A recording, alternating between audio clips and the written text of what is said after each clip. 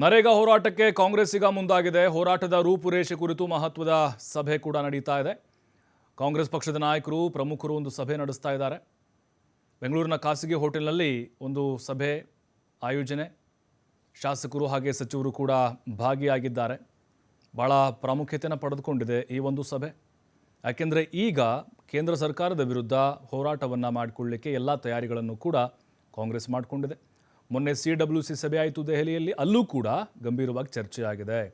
ದೇಶಾದ್ಯಂತ ಏನು ಮನ್ರೇಗಾ ಬಚಾವೋ ಅನ್ನುವಂಥ ಒಂದು ಹೋರಾಟವನ್ನು ಮಾಡಬೇಕು, ಅಭಿಯಾನವನ್ನು ರೂಪಿಸಬೇಕು ಅಂಥೇಳಿ ಅವತ್ತು ತೀರ್ಮಾನ ಆಯಿತು.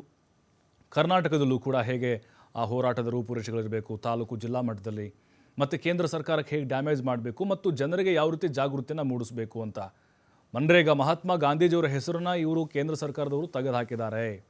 ಇವರು ಗಾಂಧಿ ತತ್ವದ ವಿರೋಧಿಗಳು ಮತ್ತು ಅನುದಾನಕ್ಕೆ ಸಂಬಂಧಪಟ್ಟಂತೆ ರಾಜ್ಯ ಸರ್ಕಾರಗಳ ಮೇಲೆ ಜಾಸ್ತಿ ಇವರು ಹೊರೆಯನ್ನು ಹಾಕ್ತಾ ಇದ್ದಾರೆ. ಇದರಿಂದ ಯಾವ ರೀತಿಯಾದಂಥ ನಷ್ಟ ಉಂಟಾಗುತ್ತೆ. 60:40 ಅಂಥೇಳಿ ಈಗ ಸೂತ್ರ ಮಾಡ್ತಾ ಇದ್ದಾರೆ. ಜೊತೆಗೆ 100 ದಿನ ಇದ್ದಂಥ ಒಂದು ಕೆಲಸ 125 ದಿನ ಮಾಡ್ತಾ ಇದ್ದಾರೆ.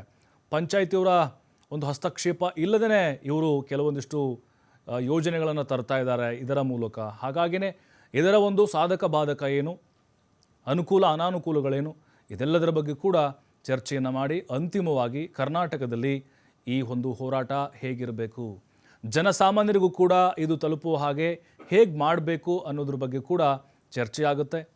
ಅದಾದ ಮೇಲೆ ಬೇರೆ ಬೇರೆ ರಾಜ್ಯಗಳಲ್ಲೂ ಕೂಡ ಹೋರಾಟಕ್ಕೆ ಕರೆ ಕೊಡಲಾಗಿದೆ. ದೆಹಲಿಯಲ್ಲಂತೂ ಕೂಡ ದೊಡ್ಡ ಮಟ್ಟದಲ್ಲಿ ಅಭಿಯಾನ ಕೂಡ ನಡೆಯುತ್ತೆ.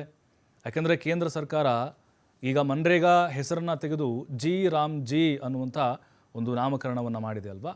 ಹಾಗಾಗಿಯೇ ಈಗ ಪ್ರತಿಯೊಂದು ಹಳ್ಳಿಗಳಲ್ಲೂ ಕೂಡ ಜನಸಾಮಾನ್ಯರಿಗೆ ಇದರ ಬಗ್ಗೆ ಅರಿವಾಗಬೇಕು. ಯಾಕಂತ ಹೇಳಿದರೆ ಈಗ ಬಹುತೇಕವಾದಂತಹ ರಾಜ್ಯಗಳು ಇದನ್ನು ಒಪ್ಕೊಳ್ಳೋಕ್ಕೆ ತಯಾರಾಗಿಲ್ಲ. ಮಹಾತ್ಮ ಗಾಂಧೀಜಿಯವರ ಕನಸು ಏನಾಗಿತ್ತು, ಅವರು ಯಾಕೆ ಈ ಒಂದು ಯೋಜನೆ ಆಗಬೇಕು ಅಂತ ಕನಸನ್ನು ಕಂಡಿದ್ದರು. ಅದಾದ ಮೇಲೆ ಕಾಂಗ್ರೆಸ್ UPA ಸರ್ಕಾರ ಇದ್ದಾಗ ಕೇಂದ್ರದಲ್ಲಿ ಇದನ್ನು ಜಾರಿ ಮಾಡಬೇಕಾದಂತಹ ಸಂದರ್ಭದಲ್ಲಿ ಜನರು, ಅದರಲ್ಲೂ ಕೂಲಿ ಕಾರ್ಮಿಕರು ಯಾವ ರೀತಿಯಾದಂತಹ ಹರ್ಷವನ್ನು ವ್ಯಕ್ತಪಡಿಸಿದ್ರು. ಆದರೆ ಅದನ್ನು ಕಿತ್ಕೊಳ್ಳುವಂತಹ ಪ್ರಯತ್ನವನ್ನು ಕೇಂದ್ರ ಸರ್ಕಾರ ಮಾಡ ಹೊರಟಿದೆ ಅಂತ ದೊಡ್ಡ ಅಭಿಯಾನವನ್ನು ನಡೆಸಲಿದ್ದಾರೆ.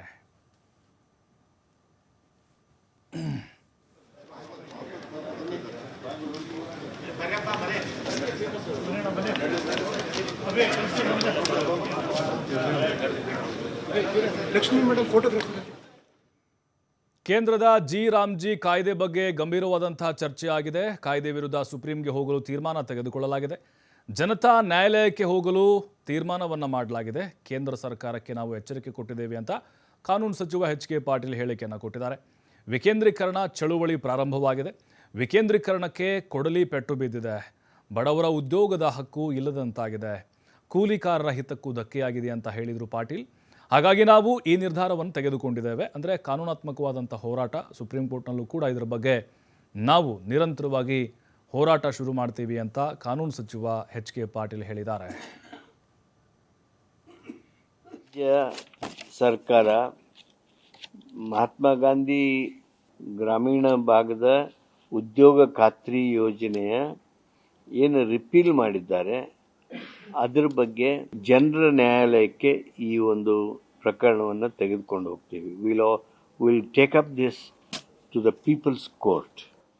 Will take legal battle against repeal of Narega to court of law.